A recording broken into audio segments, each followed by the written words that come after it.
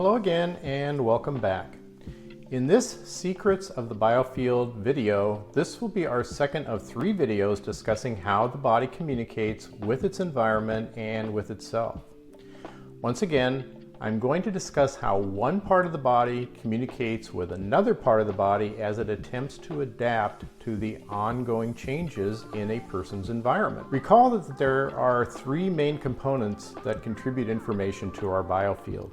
In the last video, we discussed biophotons for the purpose of intercellular communication.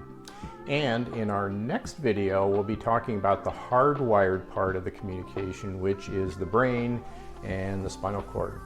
But in this video, we're going to briefly discuss what I consider personally to be the most intriguing part of our 3-legged biofield communication stool, which is the neuropeptides. When it comes to running the body, the brain and the spinal cord are the most well-known components. The biophoton component, discovered in 1922, is the second leg, and the third leg, the neuropeptides, were first discovered in 1976. Labeled the molecules of emotion, neuropeptides were first discovered by Dr. Candace Pert at Georgetown University in Washington, D.C. Her work has been the basis of many unique emotionally based therapeutic procedures, including the one that Kelly Miller and I developed for biofield testing, named the Emotional Unwind Experience. So what are neuropeptides and how do they work? They are another way in which one part of the body can communicate with another part of the body. Recall the other 2 ways: the brain spinal cord component and the biophoton component. As such, these neuropeptides contribute emotional information, also available through the biofield. Because of their effect on emotions, it was first thought that neuropeptides originated in the brain. But no, it turns out they come from all parts of the body, including the heart, the lungs, intestines, the glands, and even in the blood. Neuropeptides originate in all these different parts of the body and travel throughout the bloodstream to other parts to transfer information about emotions, hormones, and other processes. For the purpose of this video, we'll focus upon their effect upon a person's emotional state, even though this is on the simplistic side of neuropeptide reality, so to speak. As I stated in an earlier video, all 3 biofield communication components have the overarching role of working together to keep the body balanced. All 3 of these things are connected through the soup of information that is your biofield. And we can talk to each of them as we do our biofield testing procedures.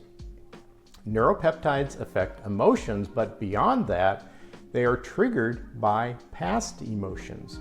This happens when you witness something emotionally traumatic in the present that is similar to a past event. Old emotions can just come roaring back to life.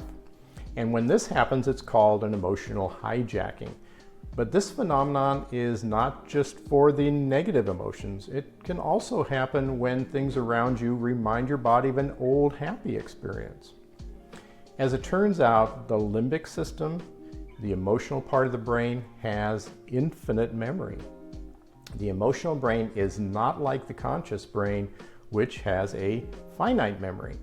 And this means that you may not remember events from your past related to why you feel the emotions that you currently feel. So neuropeptides can make a person feel negative emotions, but it can also make someone feel positive emotions.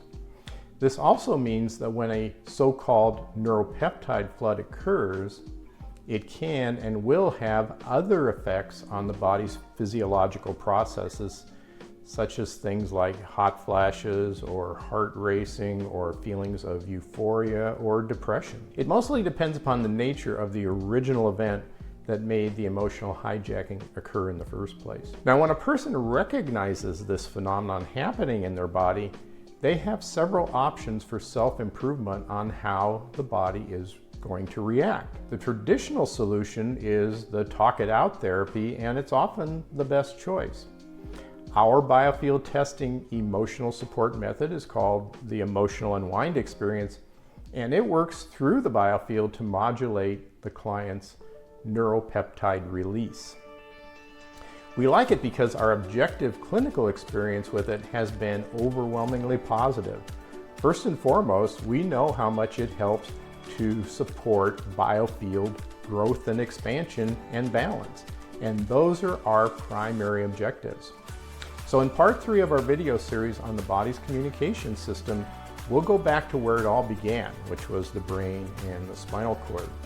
There, we'll bring it all together as we talk about how our biofield communicates to express its satisfaction or dissatisfaction with the environment that you have provided for it. So does your environment degrade your biofield, or does your biofield thrive because of your choices?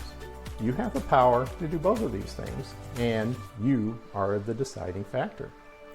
See you in the next one.